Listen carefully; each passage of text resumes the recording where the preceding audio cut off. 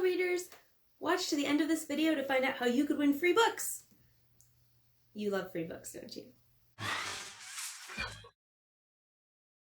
Today, we're reading from my first novel, Nothing's Ever Lost. We will be on page 40. For those of you reading along at home, this is the beginning of chapter 5. Anna spotted something blue in the distance. That was a relief. The emptiness, the sameness, the complete and utter nothing had started to get to her. A few minutes more of that and she'd probably start screaming. Once she started, she wasn't sure she'd know how to stop. The blue whatever it was hugged the ground and stretched as far as she could see to the left and right, which was more or less forever. It moved like water, but there was something off about it. What is it? A river? Anna asked. Jack squinted at it. He shook his head. It's too blue. What do you mean it's too blue? Anna said. Water is blue. Not like that. That's like swimming pool blue. As they got closer, Anna realized he was right. The thing was clearly man-made. It was, in fact, nothing more than a thin layer of water flowing over a strip of blue plastic. It looked like an endless slip-and-slide, if such a thing could be twice as wide as a freeway. Far out across the blue, Anna thought she saw a rowboat floating impossibly high on the water. I don't get it, Jack said. What's it supposed to be? Look at this. Anna pointed to a sign by the side of the road. It stood at about knee height and was angled to allow them to read it without bending. The top line read, Styx, and under that, installation made possible by the Afterlife Beautification Commission and the Hereafter Historical Society. So it's what? Public art? Jack asked. Looks like it. Wonderful. A squeaking pulled their attention back to the river. The boat was moving slowly toward them. It was on a sort of low trestle with 4 small caster wheels. A man in a gray hooded cloak stood in the back of the boat, forcing it forward using a long guide pole. The thing swayed from side to side with each thrust of the pole.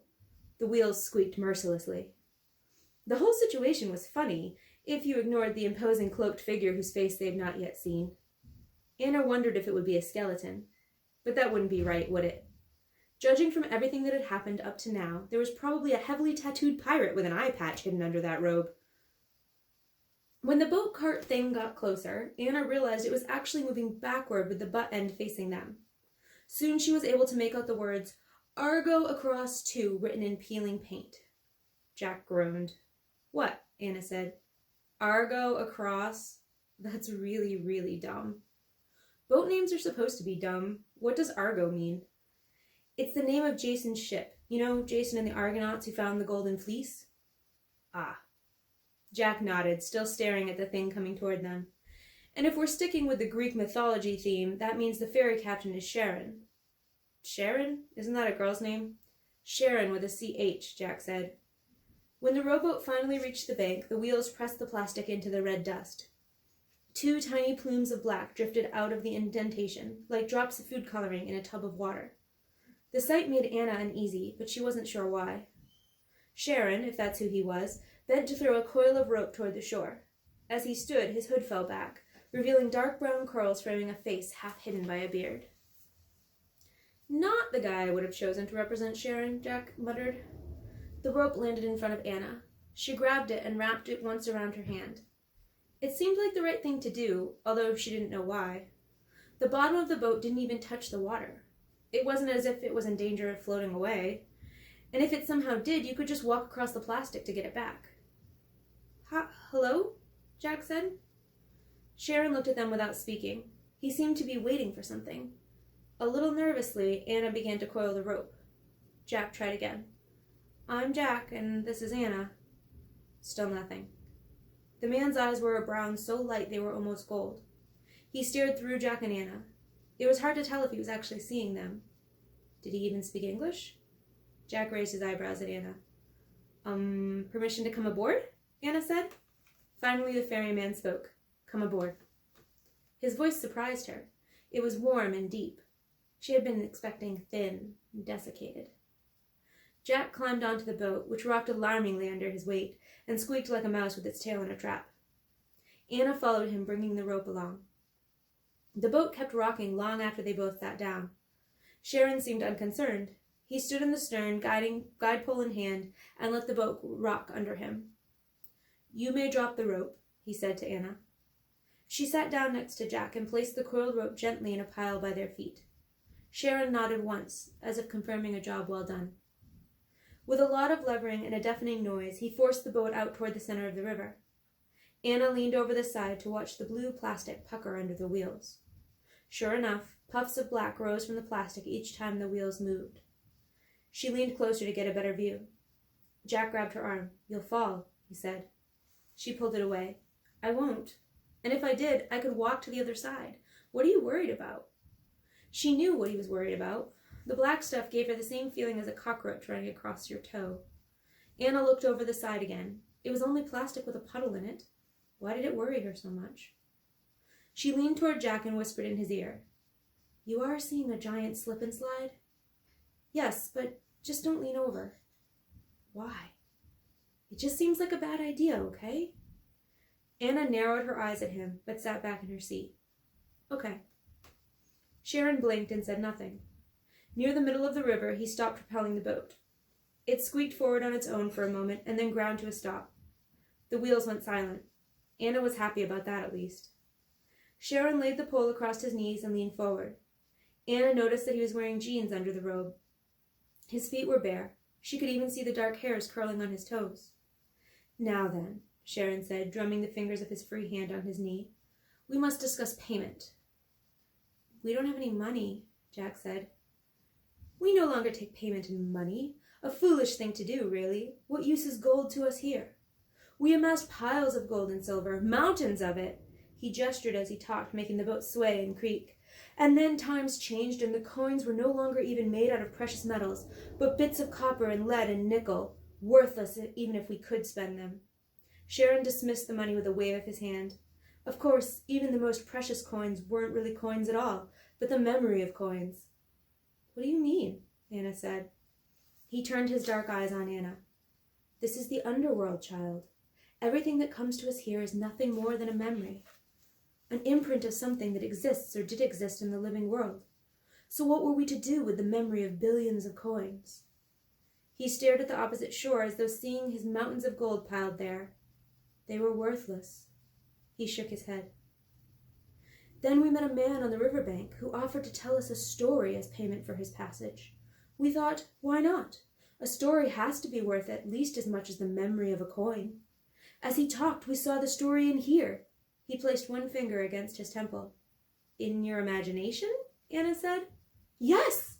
he nearly shouted, and then lowered his voice, speaking urgently, leaning forward. "But until then, we did not know we possessed one.